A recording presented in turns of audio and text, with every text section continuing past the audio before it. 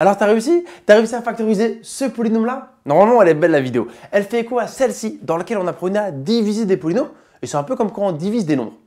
Parce que pour factoriser un polynôme comme ça, une des techniques, c'est de trouver en fait une racine évidente, une solution de l'équation, si on avait ça égale 0, et ensuite de factoriser. Et en fait, en lisant pas mal de commentaires, et en particulier celui d'Armand, je me suis dit, c'est vrai que j'ai déjà traité ce savoir-faire, mais j'allais un peu vite, je forçais un peu, et je dis, voilà, 1 est solution, 1 est racine, voilà comment on s'y prend. Et là, en plus de factoriser, je vais te redémontrer la propriété que si un nombre est racine d'un polynôme, alors il est factorisable d'une certaine manière. Et c'est ce qu'on va faire. Parce que encore une fois, pour factoriser ça ou résoudre égale 0, une des techniques, ou plutôt la première à laquelle il faut penser, c'est de chercher une racine évidente. Un nombre qui annule ce polynôme. C'est quoi racine évidente? C'est un nombre gentil, moins 2, moins 1, 1 ou 2, qui fait que ce truc-là vaut 0. Et un petit truc à savoir, c'est si la somme de tes coefficients vaut 0, c'est que 1 est racine. Ici, la somme des coefficients, c'est 2 plus 1 moins 13 plus 6. Donc, si on fait la somme, on est à 8. 8 plus 1, 9. 9 moins 13, moins 4. Ce n'est pas 0, donc 1 n'est pas racine. Voilà, c'est des petites parenthèses, un petit bonus de la vidéo. Maintenant, on va tester un autre nombre. Testons 2 à tout hasard. Et faisons le même rigoureusement. Donc, on va calculer P de 2. On remplace x par 2. Et je t'ai même mis un peu de couleur pour que ce soit joli. Donc, que vaut P de 2? Donc, on ne se trompe pas, d'accord? Dans un calcul, on fait l'exposant avant de faire la multiplication. Donc, tu fais d'abord 2 au cube avant de faire x2. 2 au cube, ça fait 8. 8 fois 2, 16. Même si ici, comme il n'y avait que des 2, même si tu t'es trompé, tu aurais trouvé 16 quand même.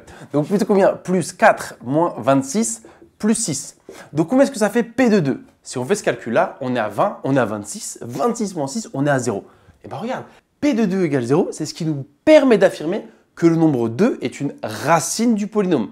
C'est-à-dire, en fait, quand tu remplaces x par 2, ça fait 0. C'est donc une solution de l'équation si on avait égal 0 à droite. Et là, maintenant, je vais te livrer la propriété. Et donc là, voici la propriété. Si tu as un polynôme P et que A est une racine de ce polynôme, un peu comme ici, on a un polynôme et 2 est racine. On a fait des calculs. Alors, en fait, ton polynôme est factorisable par x moins A. Qu'est-ce que ça veut dire?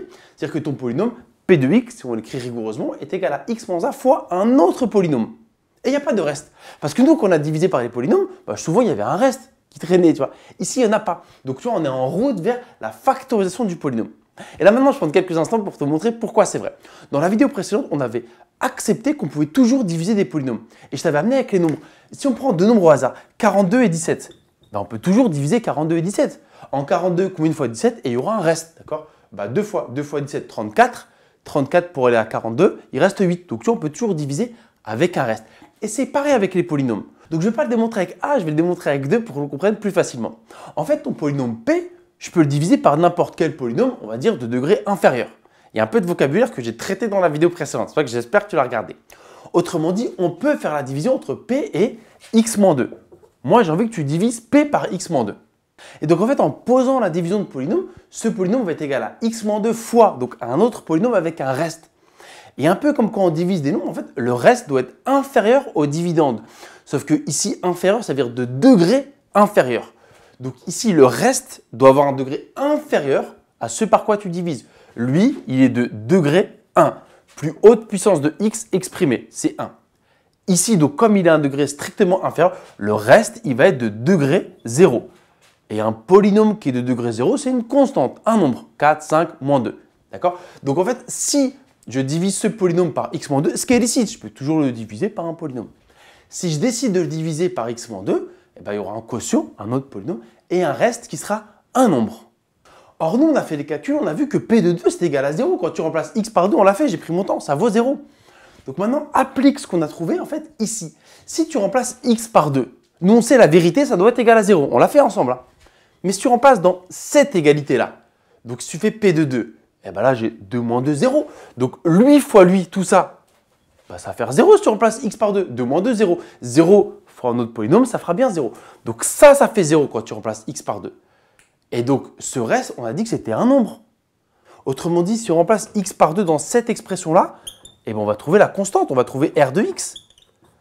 Vu qu'encore une fois, si on remplace x par 2, toute cette quantité-là, elle vaut 0. 0 fois un truc. Donc ça vaudra r de x, ça vaudra nb, un nombre. Mais c'est pas possible, vu que nous, on a fait des calculs rigoureusement. On a trouvé que P de 2 est égal à 0. Contradiction. P de 2 ne peut pas être égal à 0 et à une constante. Donc on arrive justement à une contradiction. Et la seule valeur possible du reste de r de x pour qu'il n'y ait pas de contradiction, c'est que ça soit égal à 0. Et donc, si le reste vaut 0, bah, que c'est divisible, tu vois, comme avec les nombres. S'il n'y a pas de reste, c'est que ça tombe pile. Donc, autrement dit, si 2 est une racine du polynôme, le reste vaut 0. Et donc, il s'écrit sous cette forme-là. On peut factoriser par x-2.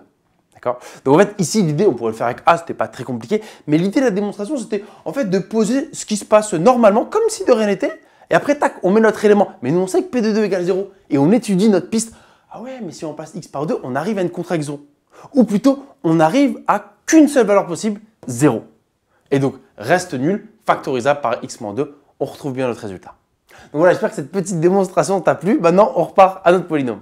Et donc, si tu as compris l'intérêt d'avoir trouvé une racine évidente, c'est que maintenant, en fait, le polynôme que j'ai réécrit, c'est écrit x-2 fois quelque chose. x-2, encore une fois, ce par quoi je vais factoriser. Et ça, c'est sûr, on sait qu'obligatoirement, ce polynôme s'écrit x-2 fois quelque chose. Et c'est ce obligatoirement qui me pousse en fait à faire la méthode de Jérôme Bruno que j'ai appris en première année à la fac à Dauphine et en fait qui nous faisait trouver directement sans poser la division. En fait, système de compensation. Et j'ai trouvé ça assez beau parce que ça faisait réfléchir. Et moi, les 2-3 fois que j'ai fait sur la chaîne, je l'ai fait comme ça en hommage à voilà, la première personne qui me l'a pris et je trouvais ça joli. Donc on va le faire, ne t'en déplaise. Donc on va le refaire comme ça et je ne vais pas poser la division. Et pour ça, il faut se poser les bonnes questions en fait. Déjà, première question, le polynôme qui va être ici, le Q de x qu'on appelle, il va être de quel degré? La plus haute puissance de x, ça va être combien? Attends, à la fin, il faut que je retrouve du x cube. Donc x fois un truc, tu vois, parce que j'aurai la plus haute puissance, pour voir quelle est la plus haute puissance qui va s'exprimer. Donc ça peut être que du x carré. Donc déjà, on comprend qu'en fait, le degré de q, bah, c'est 2. Donc le polynôme qui est là, c'est ax carré plus bx plus c. Tu vois, il y aura 3 termes en x carré, en x et en nombre. En fait, souvent, quand tu fais des maths, tu réfléchis d'un bloc, tu ne pourras pas trouver la réponse. En fait, il faut diviser la difficulté et voir ce qui est obligatoire. Obligé, il faut que j'ai ça. Pour retrouver 2x cubes, en fait, c'est comme ça qu'il fallait réfléchir, la plus haute puissance. Pour retrouver 2x cubes, x nécessairement doit être multiplié par quoi? Il n'y a qu'un candidat et qu'une seule possibilité. Bah, c'est 2x carré. X fois 2x carré, ça va bien me redonner 2x cubes. C'est le seul candidat. Sauf que quand tu fais ça, il y a un élément qui sort. Il y a du moins 2 fois 2x carré, ce que j'appelle le dommage collatéral. Donc, il y a moins 4x carré qui apparaît. Forcément, mais ce n'est pas grave. Moi, j'ai ce que je veux, je suis content. Maintenant, on va compenser pour que ça reste vrai. Donc, il y a moins 4x carré qui est apparu. Moi, à la fin, je veux un x carré, j'en veux qu'un seul. Donc, comment tu compenses? Moi, pour l'instant, j'ai moins 4x carré, il m'en faut 1. Donc, x fois quoi va me permettre de compenser? En fait, il m'en faut 5. À la fin, je veux 1, pour l'instant, j'en ai moins 4. Si j'arrive à faire plus 5x carré, bah, ça me redonne bien un x carré. Donc, tu n'as pas le choix. Combien ici? Bah, donc, c'est 5x. Comme ça, x fois 5x, 5x carré, qui part avec les moins 4x carré, on retrouve bien un x carré. Yes! Sauf que pareil, du dommage collatéral est apparu. C'est qui ici? Moins 2 fois 5x. Il y a du moins 10x qui est apparu. Dommage collatéral. Mais il faut donc compenser ce moins 10x. À la fin, en x, j'en veux combien? J'en veux moins 13. Je suis déjà à moins 10, c'est cool. Donc, il m'en faut encore combien?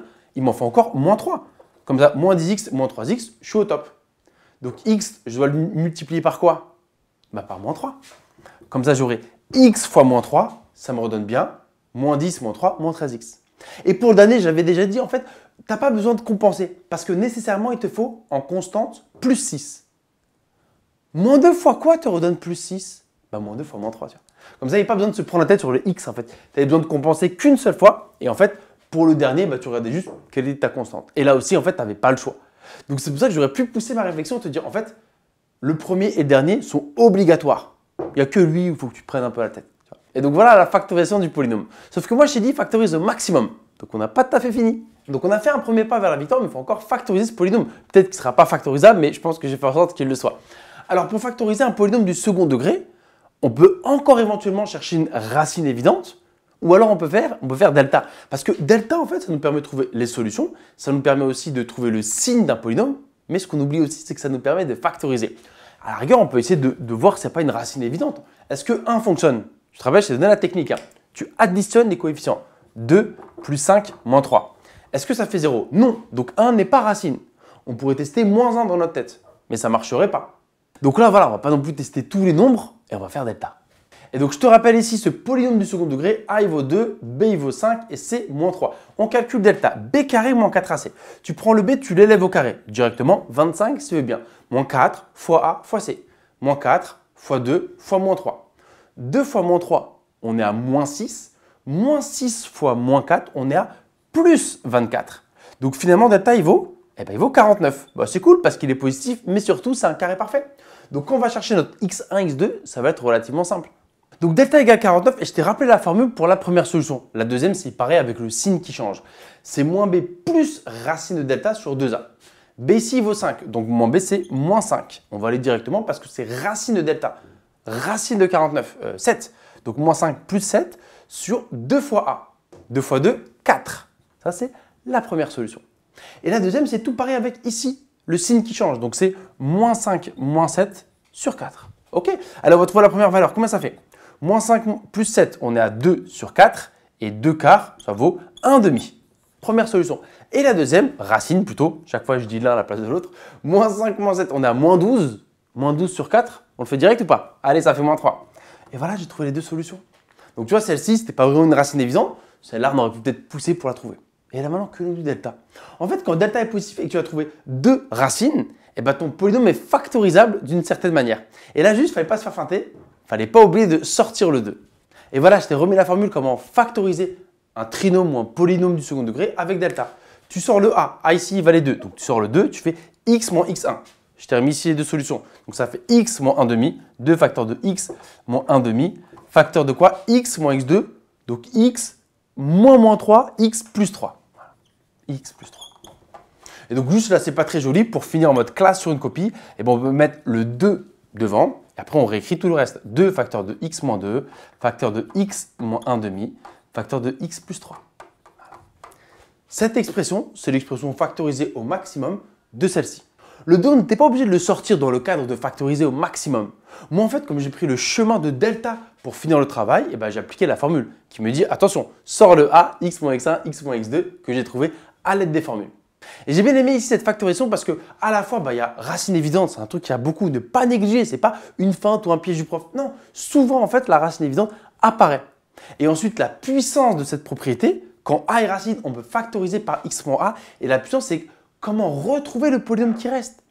Parce que tu sais que obligatoirement, ton polynôme, il va s'écrire comme ça. Et c'est ce nécessairement ou ce obligatoirement qui te dit que tu peux trouver comme ça en réfléchissant un peu. Et je trouve que ça fait réfléchir le cerveau, c'est sympa. Et ensuite, pourquoi j'ai bien aimé, c'est que j'ai choisi le chemin de delta pour te montrer que aussi par format, connaître 4, 5, 6 formules par cœur et aller vite, c'est aussi intéressant pour factoriser ce polynôme. Et dernier intérêt avant de te laisser, c'est que quand ton polynôme est factorisable, en fait, les racines, tu les vois, elles sont visibles. Regarde, tac, quand x égale 2, ça vaut 0.